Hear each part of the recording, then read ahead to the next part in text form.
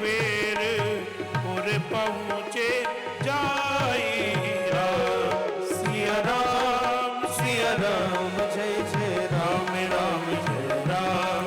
सिया राम जय जय राम।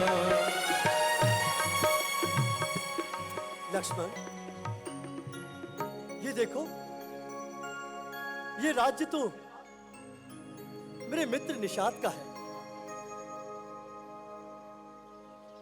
हम अयोध्या से बहुत दूर आ गए हैं। हाँ भैया, यहाँ की कुटियों पर लगे ये रंगीन ध्वज इसकी शोभा बढ़ा रहे हैं। ये कितने सुंदर लग रहे हैं। हाँ लक्ष्मण, देखिए इस राज्य की कुटिया कितनी सुंदर है। हाँ सूखी लकड़ी और गोबर को मिलाकर बनी है। भैया, क्या मैं गुहा भैया से मिलकर उन्हें आपके यहाँ आने की सूचना दे दूं? नहीं लक्ष्मण, मैं मित्र निषाद को कोई कष्ट नहीं देना चाहता।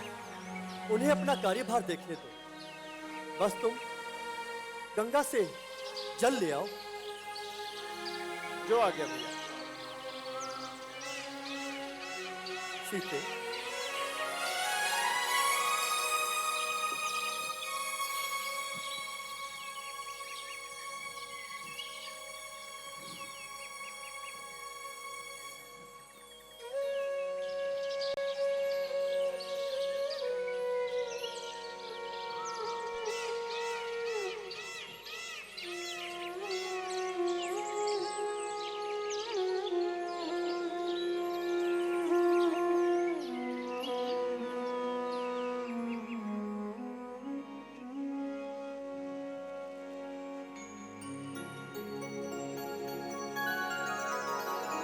लक्ष्मण भैया, अरे गुहा भैया,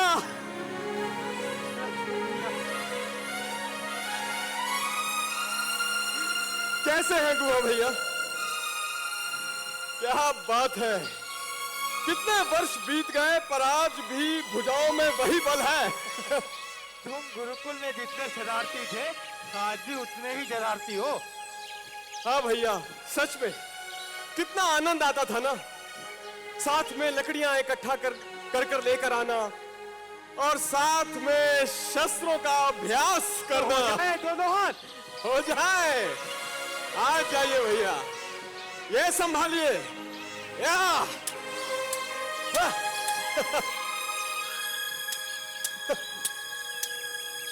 अरे भैया, मान गए आपकी इन भुजाओं की शक्ति को। महाराज, साधु कौन है? अरे शांतु, ये कोनो साधु वाधु नहीं, ये अयोध्या के महाराज दशरथ के परम प्रतापी पुत्र युवराज लक्ष्मण है और हमारे विशेष सखा भी। महाराज की जय हो। लक्ष्मण भैया, आपके साथ कोई और भी आया है और आपको इस देश में देखकर हम तो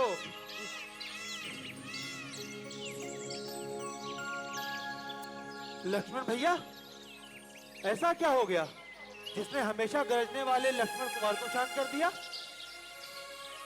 क्या बताऊं आपको गुहा भैया, माता कैकेयी ने पिताजी से 2 वरदान लेने का वचन लिया था और जब वो वरदान मांगने का समय आया तो उन्होंने पहले वरदान में ये मांगा कि उनके पुत्र भरत को राज्याभिषेक मिले और दूसरे वरदान में भैया राम को 14 वर्षों का वनवास। इसलिए हम वनों की ओर चल दिए। अयोध्या के महलों में ये सब ठीक नहीं हुआ भैया। भैया राम कहाँ है? हमें उनके पास ले चलो। उनसे मिले बिना हमारे हृदय को चैन नहीं आएगा। चलिए भैया।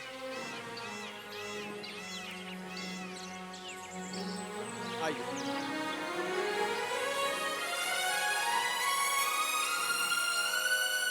भैया राम, मित्र निषाद,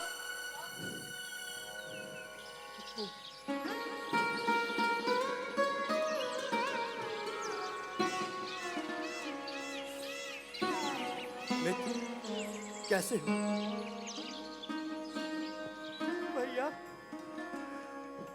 को इस दशा में देखकर हमारा हृदय बैठा जा रहा है।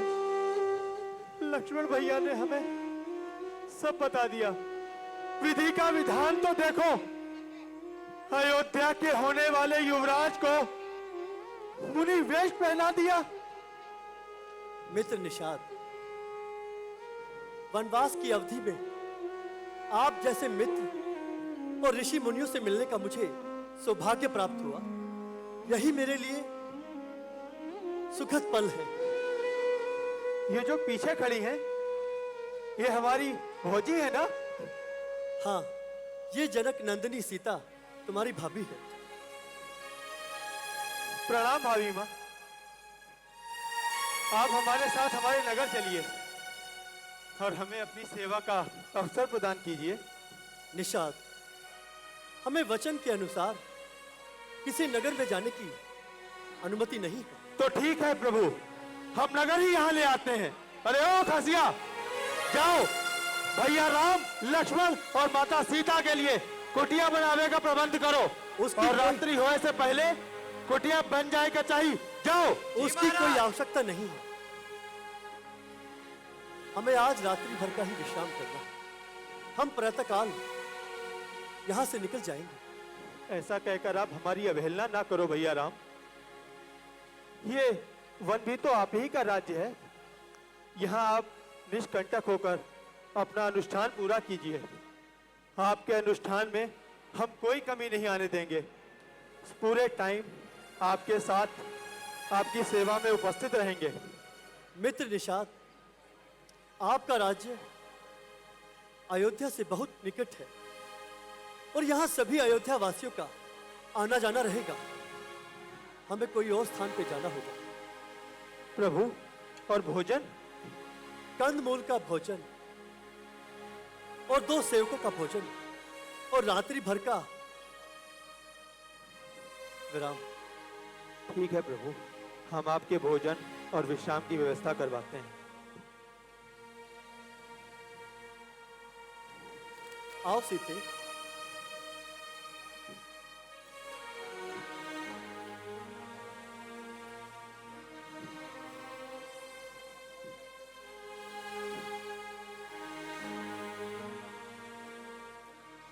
भैया लक्ष्मण, गुहा भैया, आप अभी तक सोए नहीं भैया? भैया यहाँ मैं अपने कर्तव्य के लिए खड़ा हूँ। मैं भैया और भाभी के लिए पहरा देने के लिए यहाँ खड़ा हुआ। लक्ष्मण भैया, आप निषाद वन में हैं। यहाँ आपको और भैया राम को कोई कष्ट छू भी नहीं सकता। फिर भी गुहा भैया, न जाने कौन सा संकट, कौन सा शत्रु कहां से आक्रमण कर दे। उस संकट और शत्रु को सबसे पहले हमसे निपटना होगा। जी भैया, किंतु भैया मैं यहाँ अपनी निद्रा का त्याग करके केवल भैया और भाभी की सेवा करने के लिए ही आया हूं। धन्य है आपका भ्रात प्रेम भैया लक्ष्मण। आप निश्चिंत रहें। ठीक है भैया।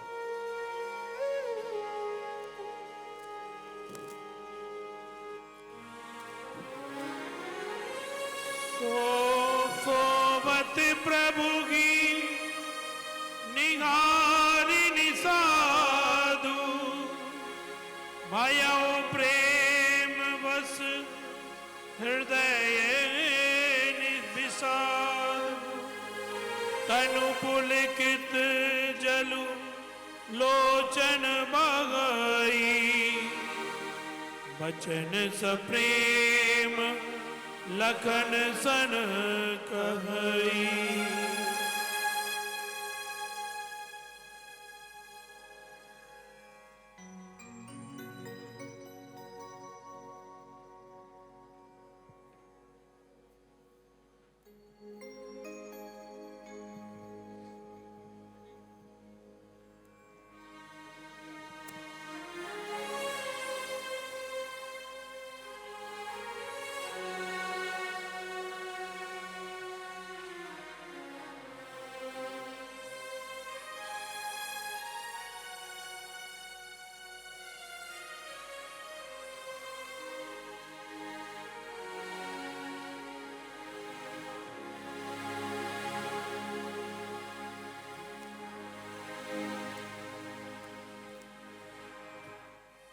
प्रणाम प्रभु। मित्र निषाद, आज्ञा प्रभु। अब हमें आगे की ओर बढ़ना होगा। उससे पहले मैं आपसे एक विनती करना चाहता हूँ। आदेश दीजिए प्रभु। हमारे लिए बड़का दूध मंगा दो। जो आज्ञा प्रभु। बड़का दूध? क्या कहा आपने? बड़का दूध? क्या अब जटाएं बढ़ाई जाएंगी? मुकुट पहनने वाले शीश पर अब जटाएं बढ़ाई जाएंगी? आर्य सोमन, माता केकई के वचनों के द्वारा हमें तपस्वी वन में तपस्वियों की भांति रहना होगा और सदा वल्कल वस्त्र धारण करने होंगे। नहीं, बस बहुत हुआ ये मन का श्रृंगार, अब नहीं देखा जाता। चलिए अयोध्या वापस। महाराज ने कहा था इन्हें वन का भ्रमण करा के वापस ले आना। आर्य सुमन, चलिए। हमारे बड़ों ने कितने कष्टों को सहन किया है। अपने धर्म का पालन करने के लिए वो कितने स्थिर रहे हैं। नहीं सुमन जी, अब आप अयोध्या लौट जाएं और पिताश्री को सांत्वना दें। हम 14 वर्ष की अवधि पूर्ण होते ही हम अति शीघ्र उनके दर्शन के लिए आएंगे। नहीं राम, अनुज लक्ष्मण और पुत्री सीता को तो वनवास नहीं मिला, उन्हें तो मेरे साथ अयोध्या जाने दो। रथ मेरा तैयार है इन्हें वापस ले जाने को।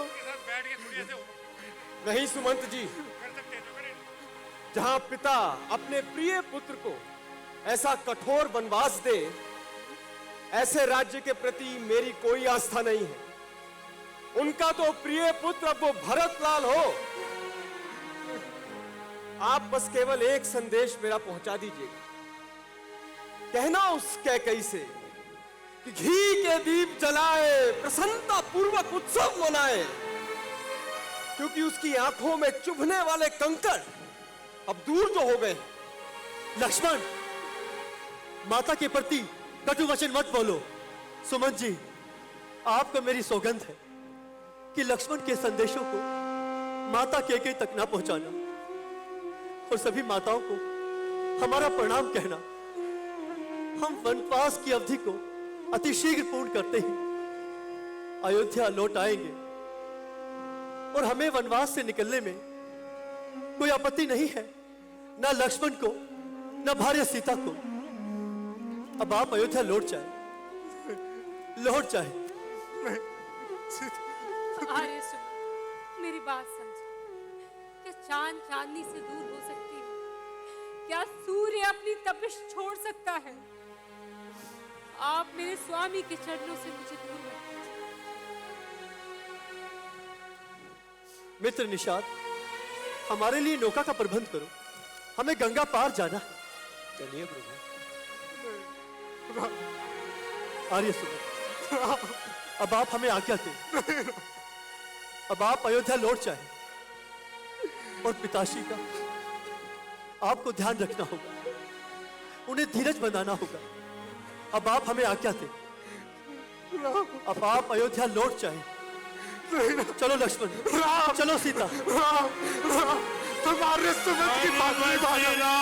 सीता, लक्ष्मण पठाए सरि तीर आप तब आए।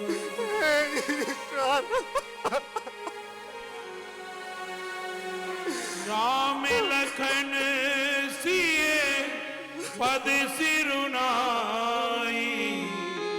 फिरे यौवनिक जिमि मूर गवाई। ईश्वर, तीनों विपद परे जंगलों की ओर जा रहे हैं। आंखें देख रही है और कोई उपाय नहीं सूझ रहा। महाराज, मैं तीनों को अयोध्या लाने